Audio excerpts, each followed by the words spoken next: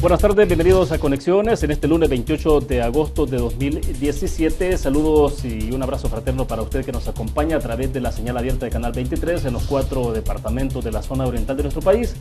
También a usted que nos sintoniza por los servicios de cable de Tigo y Claro a nivel nacional. Estamos en las plataformas digitales. Usted nos encuentra en el fanpage, el Facebook de TVO Canal 23, también el de Will Salgado, y estamos en la transmisión en Twitter a través de Periscope. Usted nos encuentra ahí en toda la programación continua de TVO Canal 23.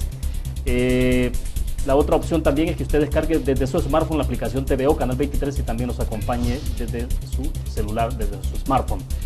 Vamos a tener habilitados dos números. Si ustedes desean participar, pueden hacerlo en el segundo segmento de Conexiones, 2263-0023, 2264-9179, para que participen con el comentario o la pregunta para nuestra invitada de esta tarde.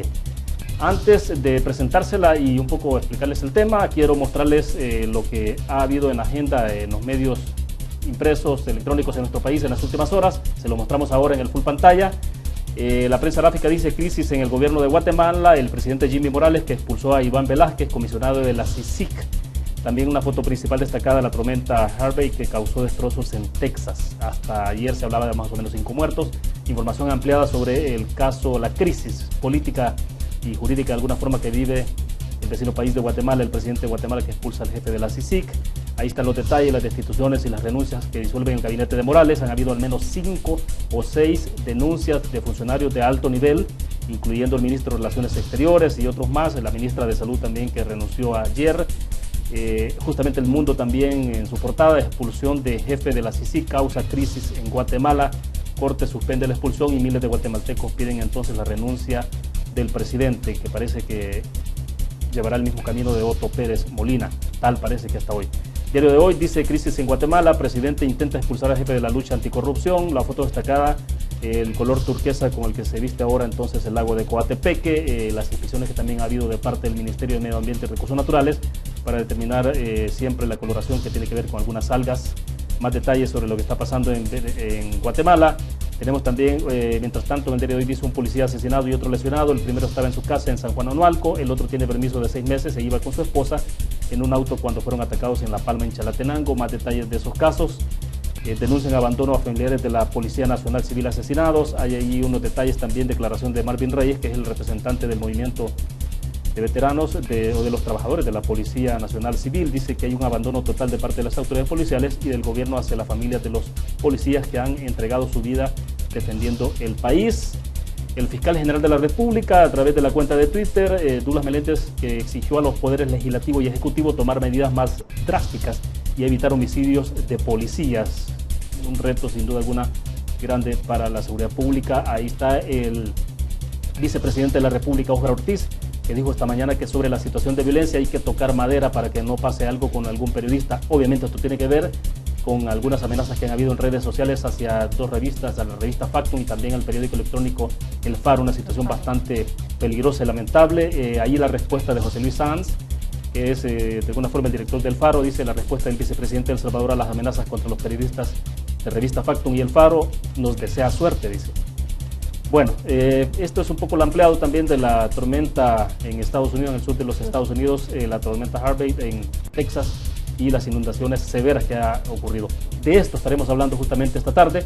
La red de organizaciones de la sociedad civil que trabajan por los derechos de la niñez, la situación de los desplazados por la violencia, un poco de detalles que tenemos ahí. Bueno, queremos agradecer entonces que está con nosotros en nuestros estudios acá en San Salvador Celia Medrano. Ella es oficial del programa de la Fundación Cristo Sal. Celia, buenas tardes, bienvenida, un gusto. Mucho gusto, William. Es un honor nuevamente estar con ustedes en este programa. Bueno, perfecto. Antes de entrar a los detalles, Celia, recordar a ustedes nuestro patrocinador de Conexiones, Almacenes Bomba, la explosión de precios bajos con 19 sucursales a nivel nacional. Usted las encuentra en el occidente del país, en la zona central, paracentral y también el oriente de El Salvador. Pues bien, Celia, han ocurrido 2 visitas de funcionarios de alto nivel de Naciones Unidas a este país.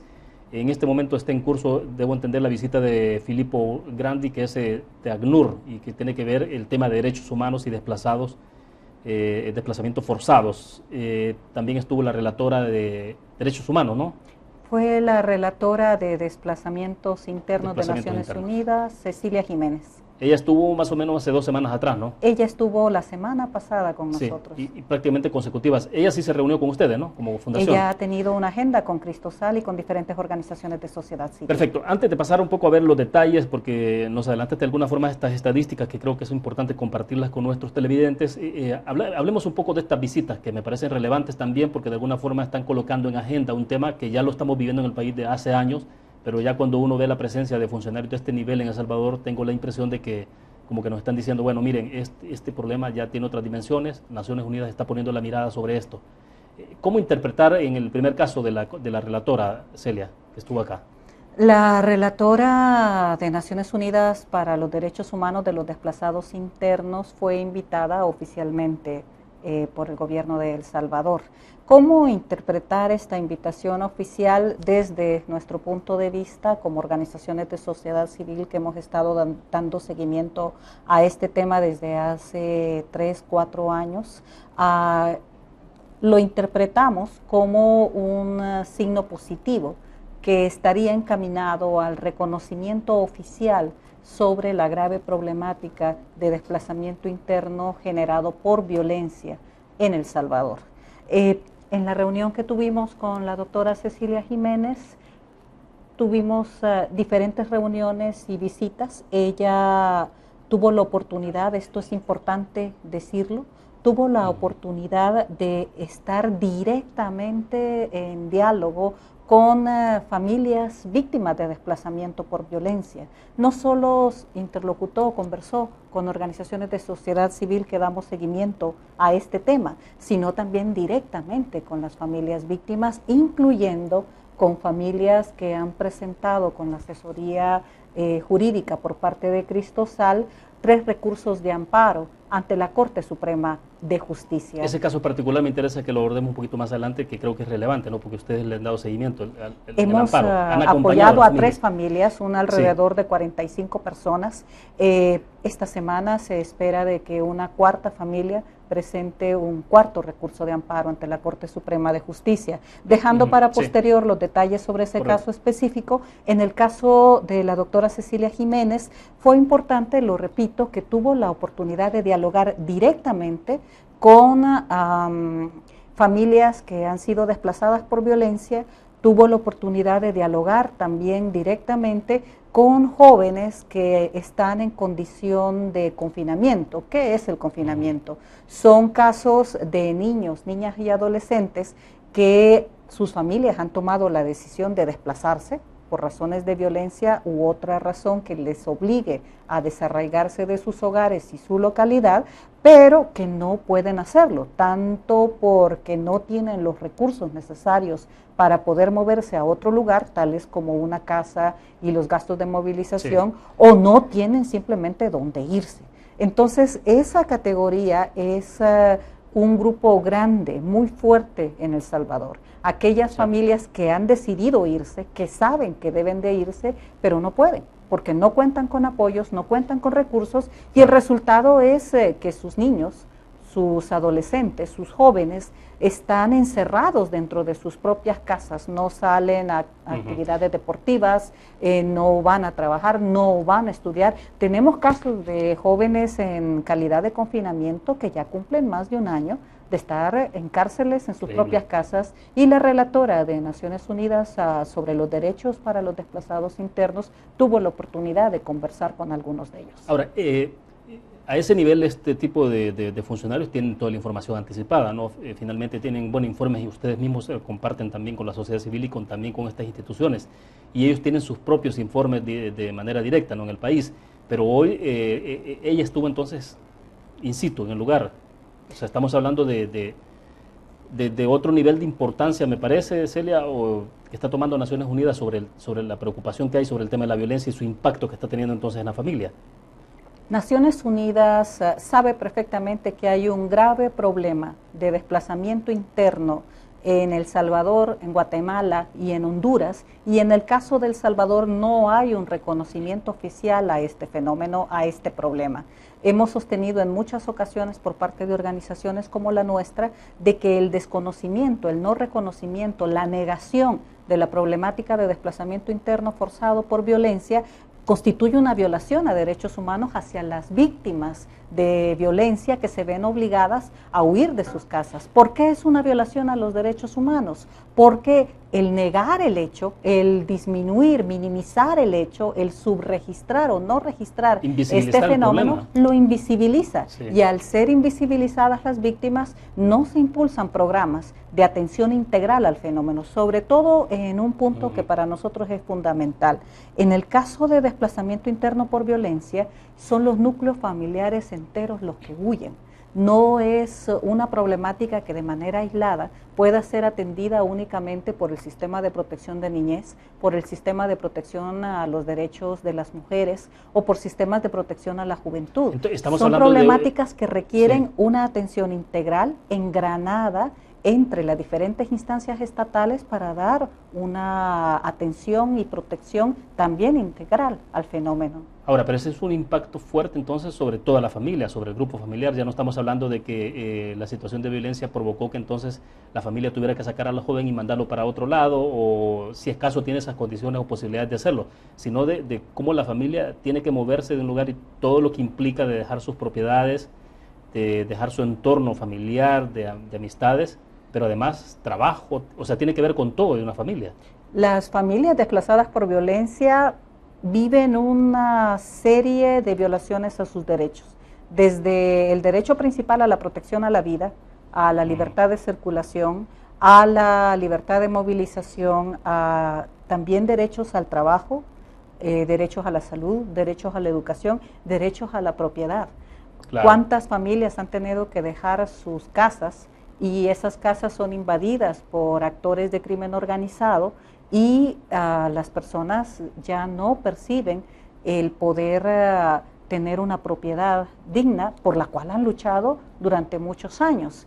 Partiendo de este conjunto de derechos humanos vulnerados a partir del fenómeno, el problema principal es la desprotección y la falta de programas para la atención a núcleos familiares completos. Un ejemplo muy concreto, en un grupo familiar, una madre que debe de tomar a sus hijos y huir constantemente, esconderse para no ser asesinada porque ha sido amenazada por un grupo o alguno de sus hijos ha sido víctima de violación, de agresiones o de asesinato y por lo tanto la familia entera tiene que huir para salvaguardar su integridad. En este grupo la madre se ve sin la protección necesaria por parte de instancias estatales. Algunas instancias estatales podrán decirle que temporalmente pueden ayudarle a ella y a sus niños menores de 5 años, pero no así a sus hijos adolescentes de 12, 13, 14 y mucho menos al padre de familia de este grupo familiar. Igualmente, un padre de familia muchas veces encontrará tanto en instancias estatales como no gubernamentales el condicionamiento de que pueden albergar temporalmente a su señora y a sus hijos, pero a él como adulto no pueden hacerlo por diferentes normativas, mandatos, falta de presupuestos y programas, que es lo que aducen estas instituciones como limitantes para poder atender el grupo familiar completo. Sí, un poco más adelante veremos ya el detalle de estadísticas que nos puedas compartir con el informe que nos adelantaba Celia, pero ¿por qué cuesta que haya un reconocimiento oficial o gubernamental a esta situación de los desplazados? ¿Por qué hay un poco de resistencia a esto? Digo, ya cada vez se vuelve más difícil, ¿no? Bueno, además en el país lo estamos viendo, en los periódicos, en la radio, en la televisión, las coberturas periodísticas, ¿no? De los desplazamientos que han habido en algunas comunidades concretas en el interior del país. Y ya hoy con la presencia de estos funcionarios, pues obviamente que hay evidentemente un problema. Entonces, pero ¿por qué cuesta, por qué puede costar tanto desde la visión de gobierno que se admita este problema? Digo, si no se admite, y tú lo decías hace unos minutos, entonces tiene implicaciones porque entonces no se le da la asistencia adecuada a la familia, a la gente que está sufriendo este problema. Pero entonces, ¿por qué cuesta tanto? ¿Es porque habrá que invertir más recursos, porque te coloca como país en una posición distinta en el concierto mundial y eso entonces te baja calificación o la imagen misma del país? ¿Qué pasa? Pienso de que tarde o temprano el gobierno de El Salvador debe de reconocer la existencia de desplazamiento interno por violencia. Algunos de sus funcionarios han planteado de que sí reconocen el desplazamiento interno, pero no así el desplazamiento interno generado por violencia. Plantean que sí reconocen un desplazamiento por cambio climático, por razones naturales, que sí reconocen que hubo en El Salvador durante el conflicto armado desplazamiento interno en función de desplazamiento generado por un conflicto armado. Sin embargo, en estos momentos no hay un reconocimiento oficial al desplazamiento interno generado por violencia. Las razones pueden ser muchas. Desde nuestra opinión son dos las principales.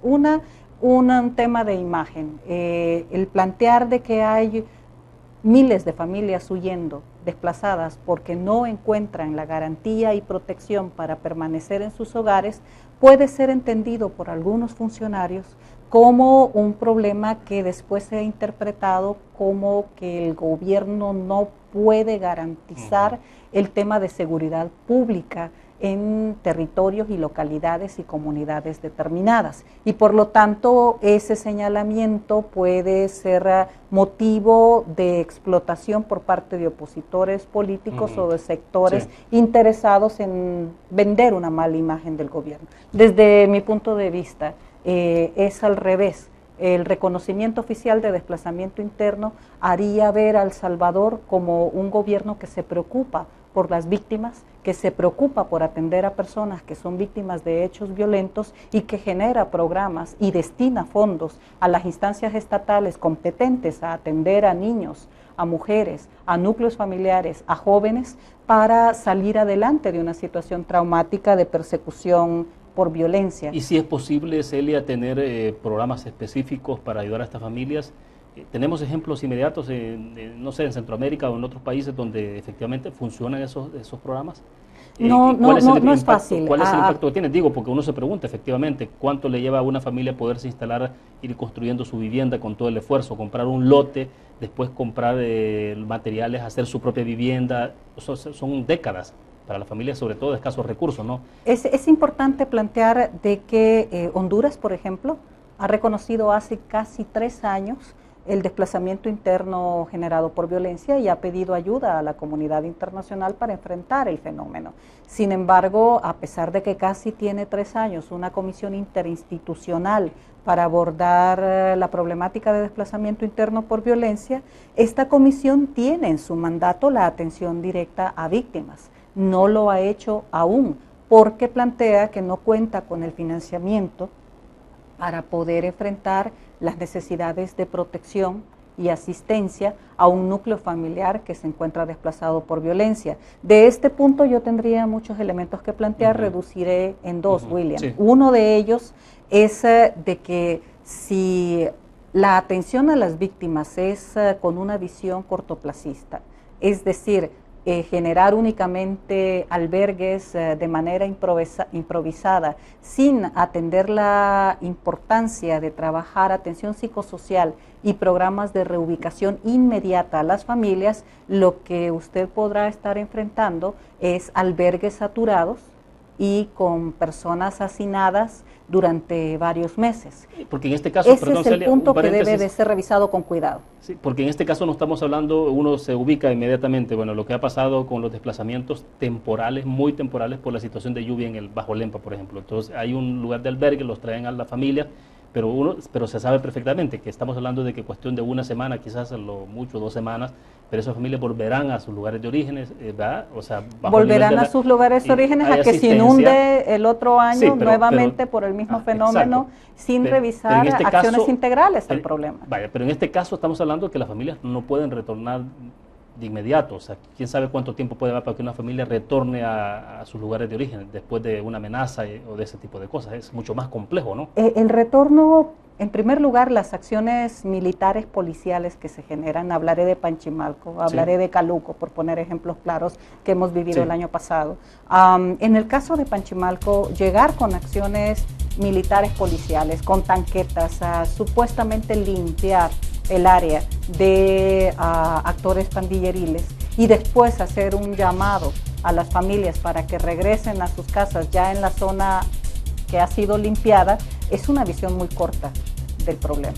en el sentido de que no se resuelve con la presencia permanente de militares y policías, no hay posibilidad de mantener permanentemente policías ni militares, y tampoco es una respuesta militar a una problemática que es más compleja. Las familias simplemente no regresan, y posteriormente hacer señalamientos por parte de autoridades policiales de que las familias que no regresan, una vez son llamadas por las autoridades de la policía y de la Fuerza Armada o del Ministerio de Seguridad para que regresen a sus casas porque ya está limpia la zona, y las que no regresan, posiblemente no regresan porque están involucradas sus miembros o sus integrantes en acciones delictivas, es una acusación severa sin fundamento además. Lo mismo sucedió en Caluco. En Caluco, terminando rápido en este segundo ejemplo, Caluco se limpió la zona, lo digo entre comillas, con acciones político-militares. Se capturaron una serie de jóvenes que no estaban vinculados con hechos delictivos, y un albergue improvisado que generó la alcaldesa de este municipio fue desmantelado a corto plazo, pero sin darle respuestas a las familias. Las familias en su mayoría no regresaron a la población de donde huyeron, o sea, en este municipio. Por sus propios medios, muchas de ellas se reubicaron en el país, pero muchas de ellas, una cantidad significativa, se movilizó hasta Belice a encontrarse con familiares que ya se encontraban en este país vecino, y por lo tanto se generó una situación en donde la única respuesta que encontraron estas familias fue dejar el país. Increíble. Bueno, vamos a hacer la primera pausa, Celia. Cuando regresemos comenzamos a ver algunas estadísticas que ustedes han recopilado durante el año. El año pasado también hay estadísticas interesantes, pero bueno, 2017 tenía por acá, para julio hasta julio, ustedes tienen 257 personas desplazadas, 53 familias atendidas. Bien, nos quedamos con este dato, hacemos una pausa comercial. Recuerdo a ustedes, vamos a tener habilitados 2 números de teléfono, si desean participar pueden hacerlo. Mientras tanto, recuerdo nuestro patrocinador de conexiones, Almacenes Bomba, la explosión de precios bajos con 19 sucursales a nivel nacional. Regresamos.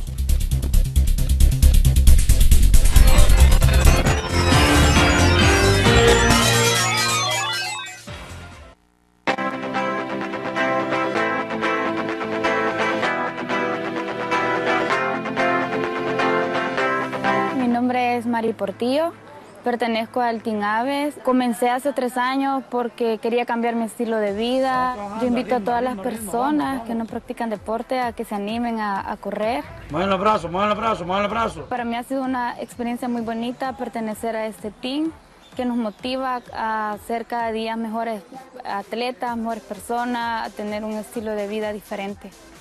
A pesar de que tengo poco tiempo de haber comenzado, he podido sobresalir en algunas carreras, gracias a Aves, al apoyo que nos dan, nos brindan nutrición. Para mí, correr ha sido cambiarme la vida, porque uno se siente más vivo, más motivado, y la verdad es una experiencia muy bonita. Yo invito a todas las personas que no practican deporte a que lo hagan y van a ver la diferencia.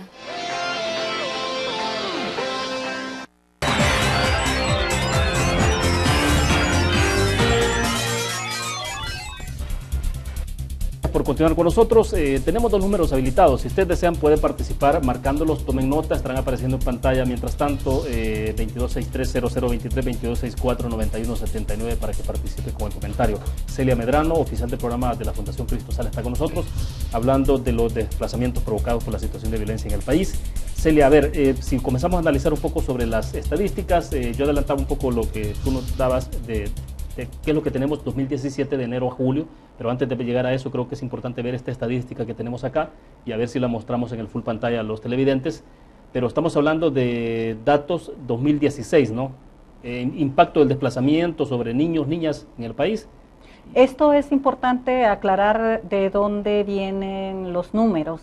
Este es un conjunto de organizaciones internacionales que trabajan por derechos de los niños, niñas y adolescentes en El Salvador. Este conjunto de organizaciones tienen diferentes programas de patrocinio y son programas que están en localidades muy específicas en el país. Trabajando con Cristo Sal pudimos encontrar de que estas organizaciones en sus programas de patrocinio habían encontrado un fenómeno. Los niños se iban de los programas, las familias se iban de los programas y no encontraban cómo registrar el fenómeno. Y empezaron a darse cuenta que estaban enfrentando un problema de salida de los municipios donde estas organizaciones tienen proyectos y programas por razones de desplazamiento interno por violencia y por migración a otro país, también relacionado con el fenómeno del desplazamiento. O sea, llegaban al inicio del programa, llegaban y luego después desaparecían. ya no aparecían en los registros. Y algunos promotores locales en estas zonas específicas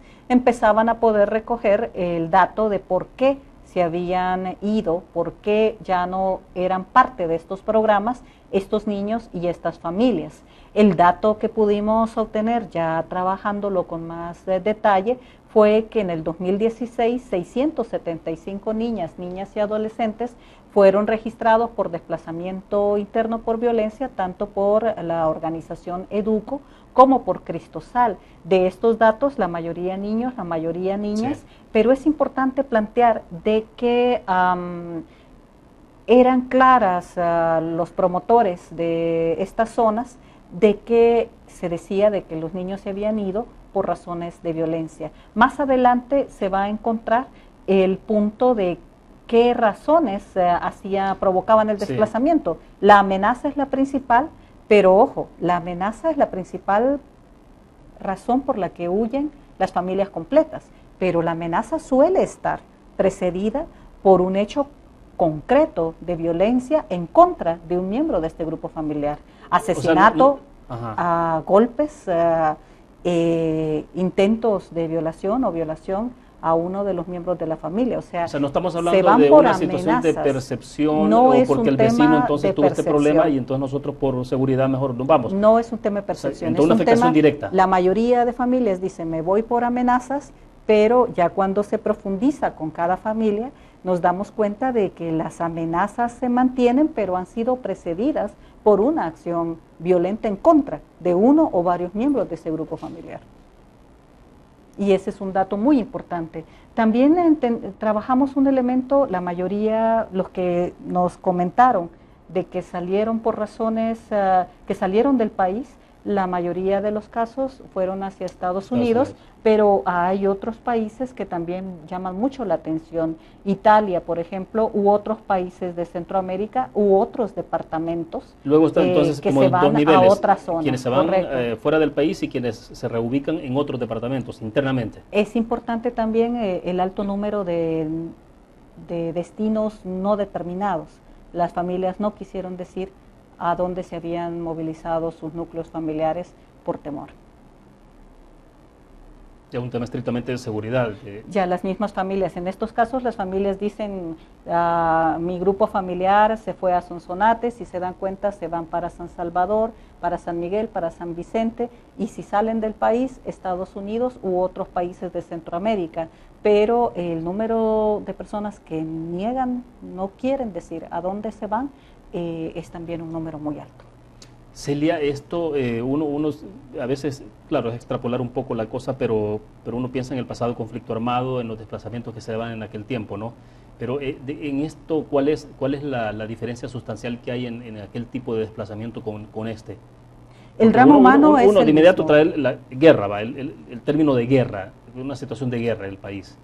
Pero ¿qué entraña, digamos, lo que está pasando ahora? En el drama humano de personas perseguidas, con miedo, huyendo, es el mismo que el que vivimos en el conflicto armado. El drama humano de desaparecidos, tuvimos un caso muy fuerte de una familia que se desplazó de un municipio a otro después de recibir amenazas, pero un miembro de la familia decidió quedarse en la vivienda familiar protegiéndola. Esta persona, al quedarse, fue objeto de secuestro, estuvo desaparecido durante meses. La familia, a partir del detonante de la desaparición de su pariente, huyeron todavía a un municipio más lejano del que se habían refugiado temporalmente, porque ellos solo se habían movilizado a un municipio vecino que también no es un municipio seguro, y empezaron a activar diferentes instancias del Estado para poder dar lugar con su familiar.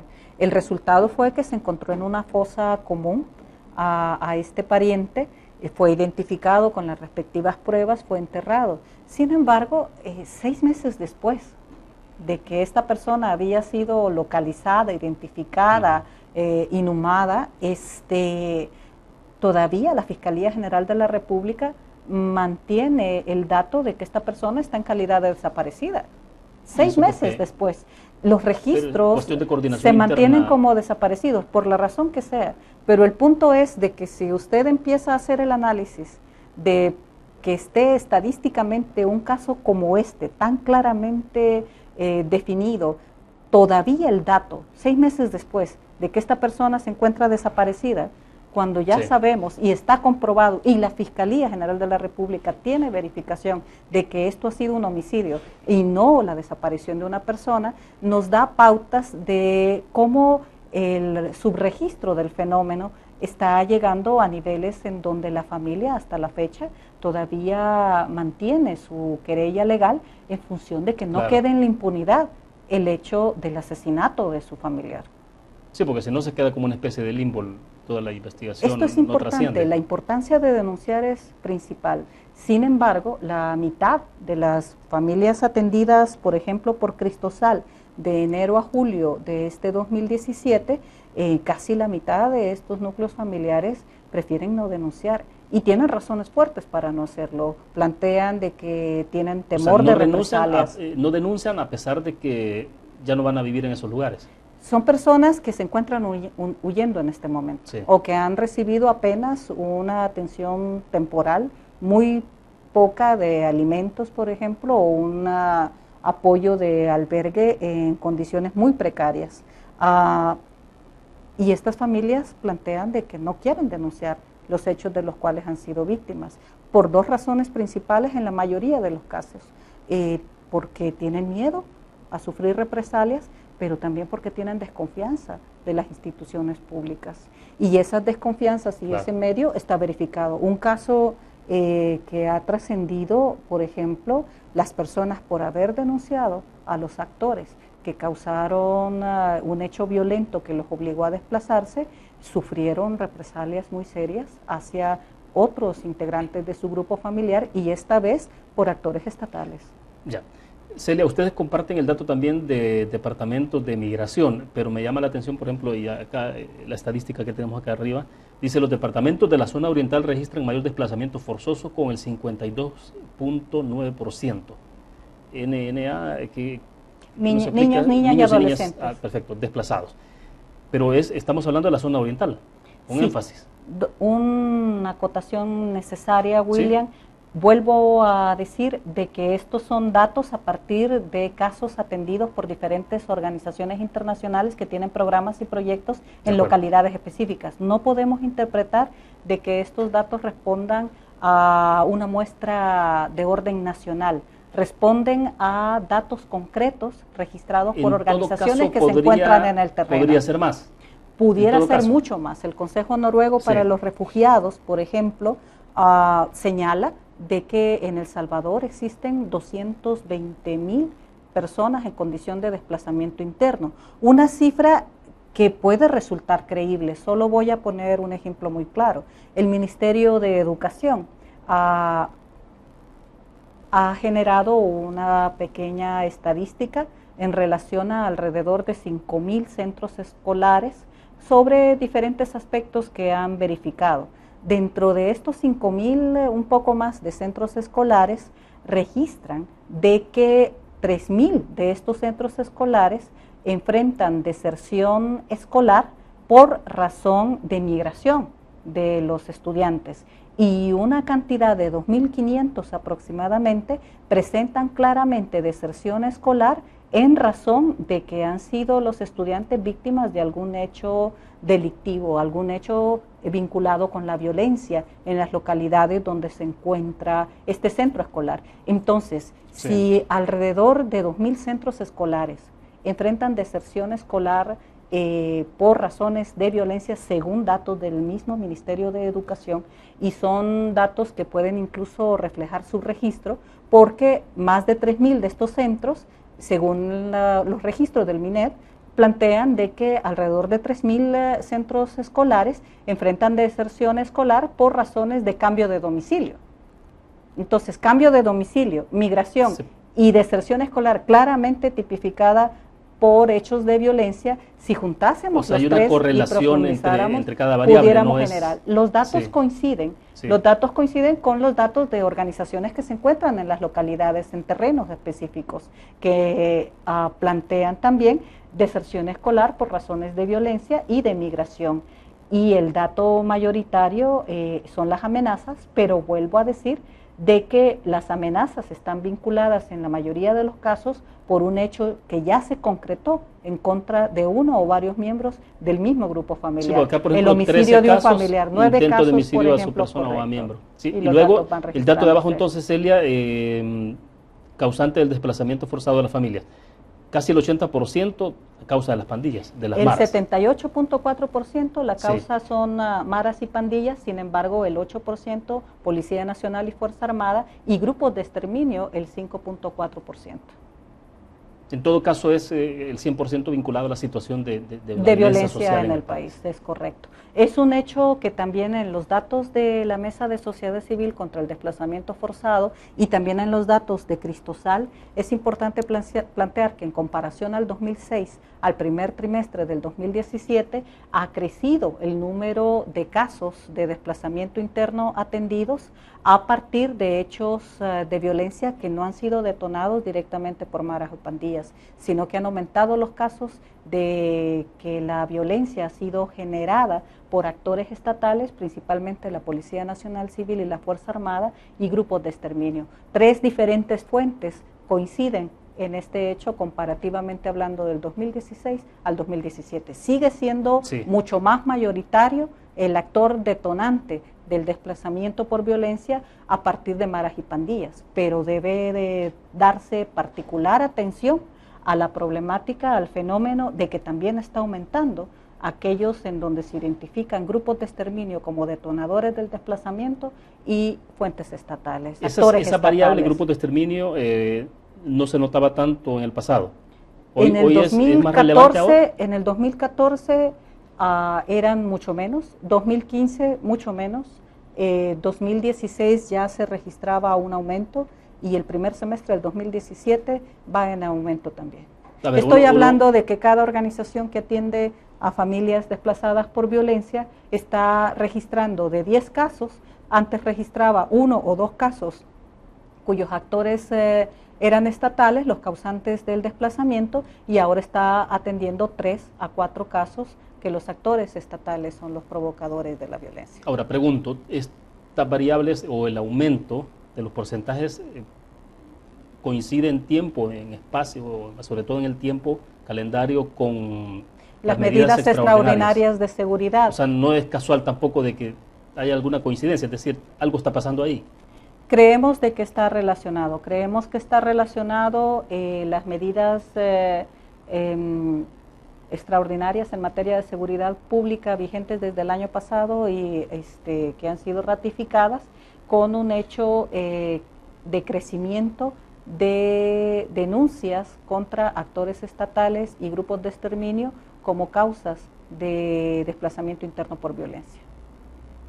Bien, antes de seguir viendo algunas estadísticas adicionales, Celia, entonces explícanos un poco el recurso de amparo ante la Sala de lo Constitucional para que se reconozca oficialmente el problema de desplazamientos en el país a partir de hechos concretos, de 3 familias por lo menos, ¿no? Actualmente, hasta la semana pasada, han sido 3 grupos familiares los que han presentado individualmente cada una un recurso de amparo ante la Corte Suprema de Justicia. Acompañados por Cristosal. El acompañamiento jurídico ha sido dado por la Unidad de Litigio Estratégico de Cristosal. ¿Qué han hecho estas familias? Cada recurso tiene una particularidad individual porque tiene características distintas. Sin embargo, el recurso de amparo tiene un factor común. También será presentado un 4º recurso de amparo esta semana. El factor común de estos recursos de amparo es lo que estamos tratando de señalar como la omisión por parte del Estado. Al no haber reconocimiento sobre desplazamiento interno, no hay instancia pública a la cual recurrir, no hay legislación específica a la cual pueda una familia desplazada por violencia recurrir y atenerse para la exigibilidad de sus derechos a ser atendida y a ser protegida. Esta ausencia genera una omisión en la legislación y una omisión en las instancias estatales. Por lo tanto, tampoco hay a quien denunciar. Sin embargo, esta omisión causa un efecto de vulneración a derechos humanos constitucionalmente reconocidos.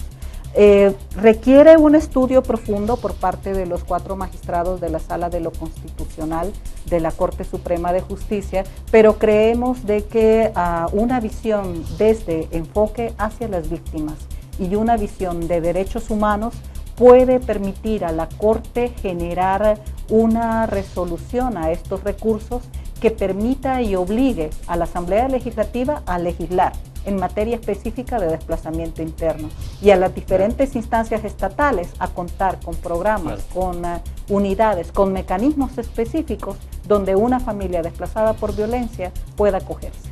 Perfecto. Vamos a hacer en este momento la última pausa comercial. Cuando regresemos hablemos de las estadísticas, entonces, cómo es el comportamiento de familias desplazadas durante 2017. Entiendo que entonces ustedes recogen información de enero a julio. Perfecto, prácticamente el primer semestre. Vamos a ir a una pequeña pausa comercial, regresamos con más de Conexión. Volvemos.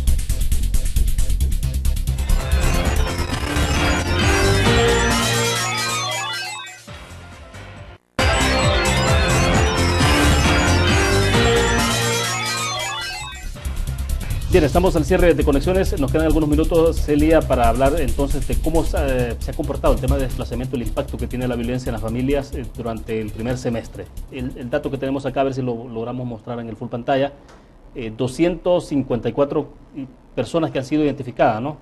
Sí. En desplazamiento, y luego tenemos acá 53 que son familias que han recibido asistencia humanitaria por parte de la Fundación Cristosal. Es importante plantear, el dato es importante, son 53 casos, de estos 53 casos estamos hablando de 254 personas atendidas desde enero a julio del 2017. De estos datos, es importante que 91 de estas personas son víctimas directas y 193 son víctimas indirectas. ¿A qué nos referimos cuando hablamos de víctimas indirectas? De los familiares. Sí. O sea, la persona ha sido directamente amenazada, la persona ha sido directamente agredida, pero sus familiares están desplazados al igual que la víctima directa. Y el dato que estaba haciendo referencia a partir de otras fuentes, y ahora la fuente directa de Cristosal, y es de que las personas que están en condición de confinamiento, es decir, que han decidido desplazarse, pero no pueden, una, porque no encuentran un lugar seguro a donde irse, y dos, porque no tienen recursos económicos para poder movilizarse. Esta es una situación grave porque las personas están en riesgo inminente, no pueden moverse de la zona en la que se encuentran, pese a que están conscientes que tienen que movilizarse porque su vida y su integridad, la de ellos y las de los suyos, están en grave riesgo.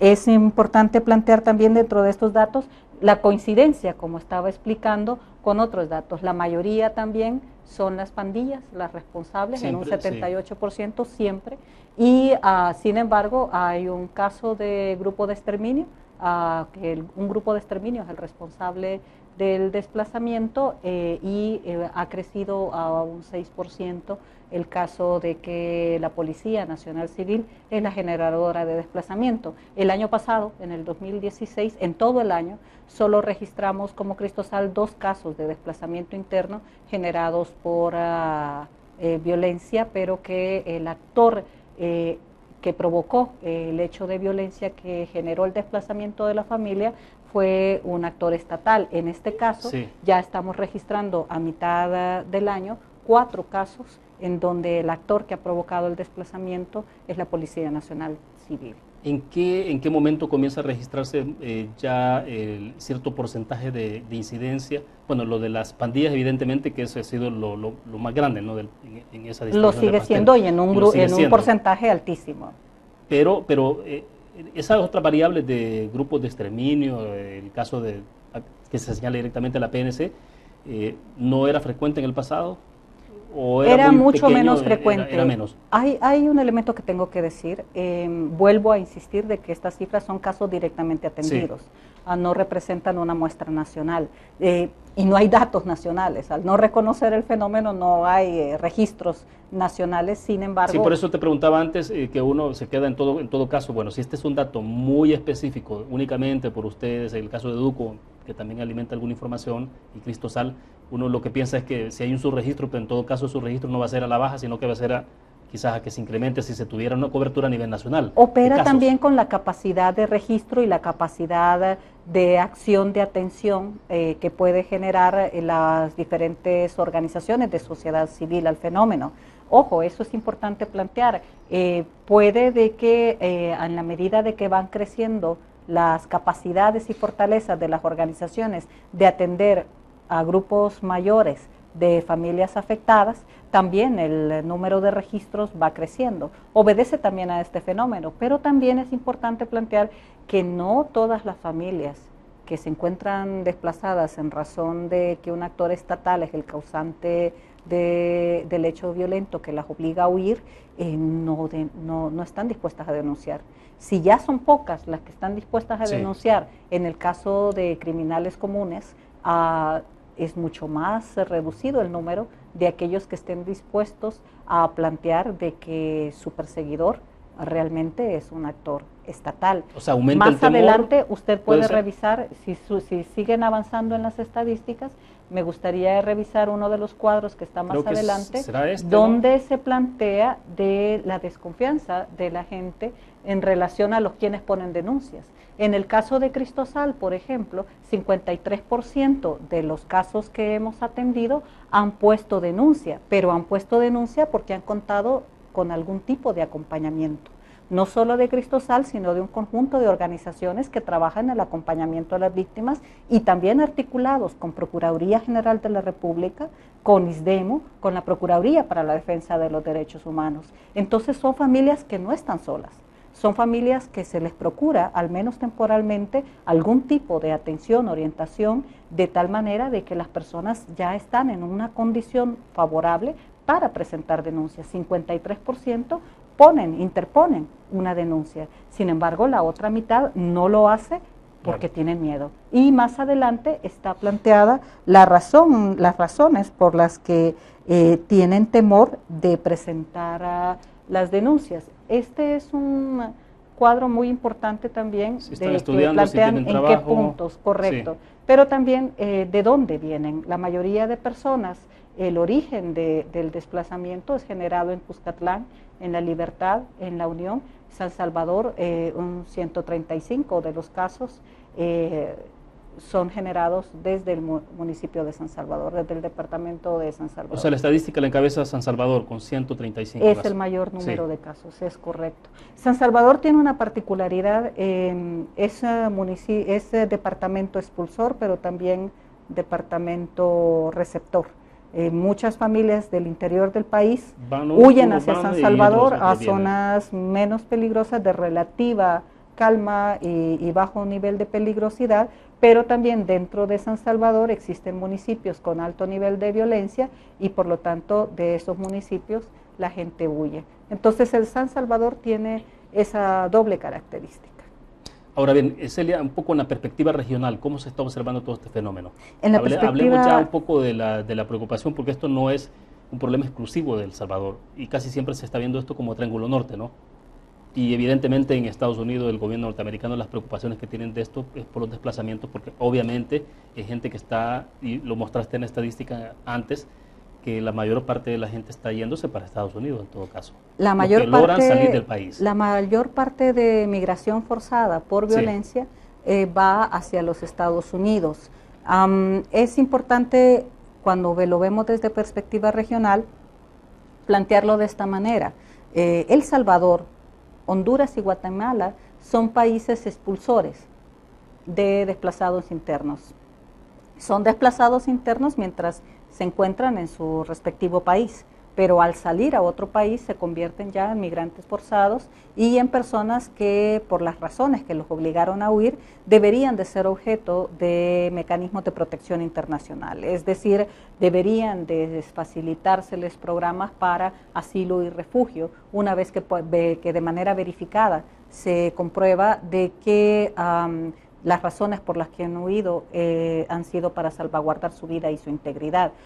Pero a nivel regional, Belice, Nicaragua, Costa Rica y Panamá constituyen países receptores. Guatemala ha triplicado, Costa Rica ha triplicado, Panamá ha triplicado el número de solicitantes de refugio por parte de salvadoreños, hondureños principalmente en estos países. O sea, estamos hablando de Triángulo Norte, expulsando como gente país hacia los vecinos, generador de desplazamiento y de migración forzada, y Belice, Nicaragua, Costa Rica y Panamá, países que reciben y están creciendo significativamente de manera porcentual el número de solicitantes de asilo y refugio en estos países. Ahora, ¿esto ya es un problema a nivel regional? Es un problema que tiene que ser visto desde un enfoque regional.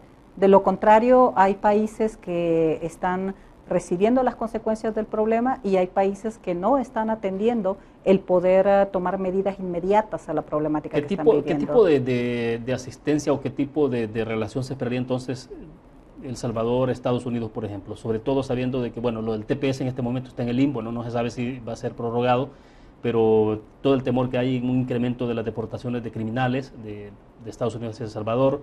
Entonces, ¿cómo debe abordarse? ¿Bajo qué perspectiva?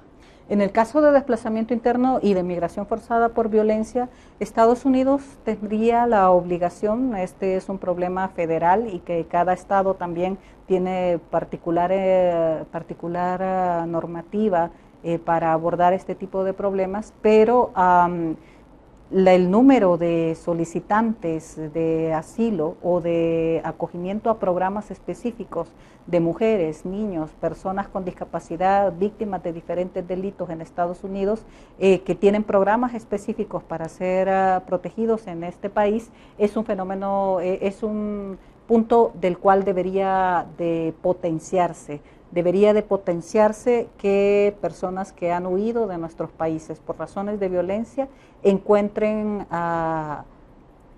mecanismos favorables a ellos en materia de protección internacional. Pero también volvemos al tema de que los países del Triángulo Norte están obligados a generar mecanismos que garanticen la protección de sus habitantes, de sus ciudadanos, en función de que las personas no se vean obligadas a migrar forzosamente por violencia. Y eso es un fenómeno que debe de conversarse, dialogarse constantemente con el gobierno de Estados Unidos en función de que El Salvador, en este caso, a partir de la Alianza para la Prosperidad con Honduras y Guatemala, sean capaces de dar signos positivos hacia la disminución de la migración, al menos aquella que se genera por causas de violencia, que no solo es un tema de reducción de estadísticas de homicidios, sí. Ya puse ejemplos concretos en donde personas que han sido asesinadas aparecen todavía en estadísticas como personas desaparecidas cuando ya hay datos claros de que no están desaparecidas, se verificó de que fueron asesinadas y independientemente de la reducción o ascenso de este tipo de estadísticas, el tema de la violencia no solo se trata de reducción o aumento de cifras relacionadas con homicidios violentos, sino de que se trata de condiciones de dar seguridad de manera más eficiente, eficaz para las personas, de tal manera que estos países puedan realmente demostrar de que la disminución de la migración se está dando porque realmente han mejorado las condiciones de vida digna en el país. Ahora, las acciones que están ocurriendo en el Triángulo Norte,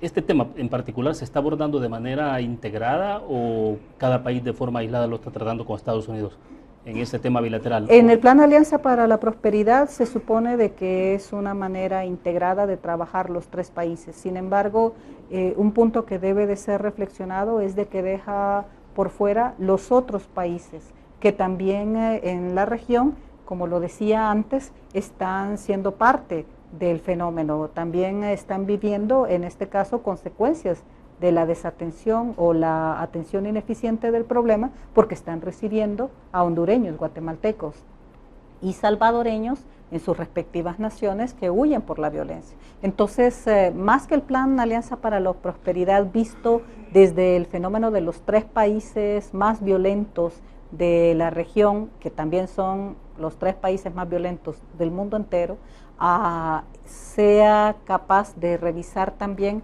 la acción hacia los otros países para poder abordar el fenómeno como Mesoamérica misma, porque México tiene mucho que decir frente a esta problemática y mucha responsabilidad también.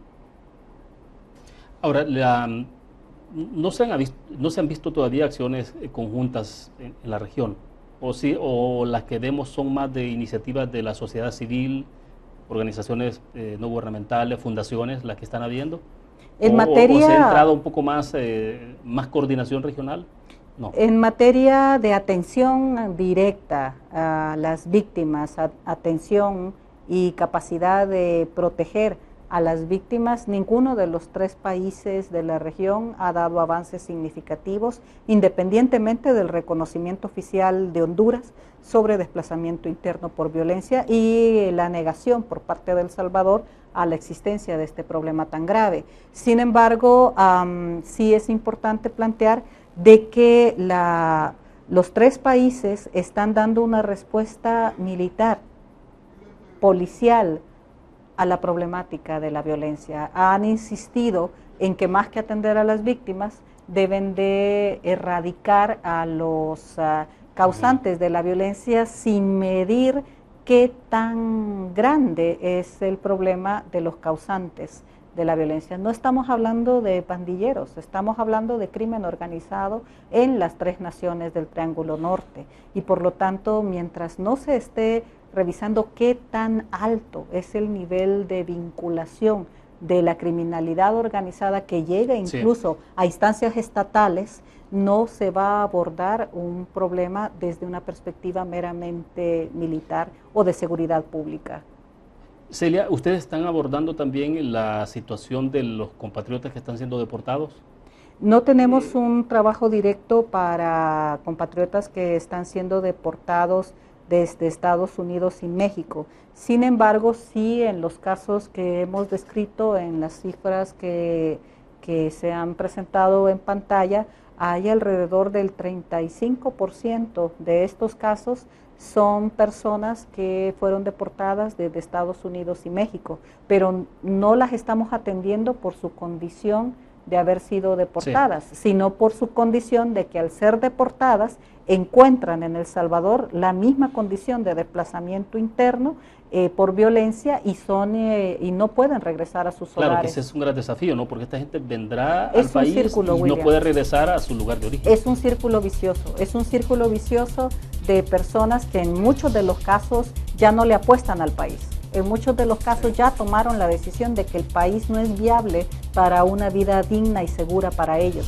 y por lo tanto se van, son detenidos en México, en Estados Unidos, en Guatemala, son deportados, regresan y vuelven a intentarlo y se genera un ciclo. Hemos tenido casos de una señora que fue deportada 10 veces. Sí, increíble. Y cada vez insistía nuevamente en reanudar. Solo pasaba una noche, 2 noches en el país, porque su apuesta era volverlo a intentar. Bien, el tiempo se nos ha agotado. Gracias, Celia, por compartir con nosotros. Muy amable. Gracias a ustedes, nuevamente a la orden en este programa. Bueno, perfecto. Terminamos así Conexiones. Gracias a ustedes que nos acompañaron. Nos vamos a ver mañana a 5 de la tarde. Estará con nosotros en nuestros estudios Alberto Arene. Estaremos haciendo un análisis sobre el estado de la democracia en El Salvador, en la región centroamericana, el caso particular de Guatemala, la convulsión que se ha generado también en este momento por el intento del presidente de ese país de expulsar al representante de la CICIG en Guatemala. Hablaremos de también por qué habría fracasado, digamos en esos términos duros, la gestión de Benito Andión, enviado de Naciones Unidas para tratar de establecer un proceso de diálogo en este país y bajar los niveles de polarización. Gracias por su sintonía. Nos vemos mañana a 5 de la tarde en punto. Buenas tardes.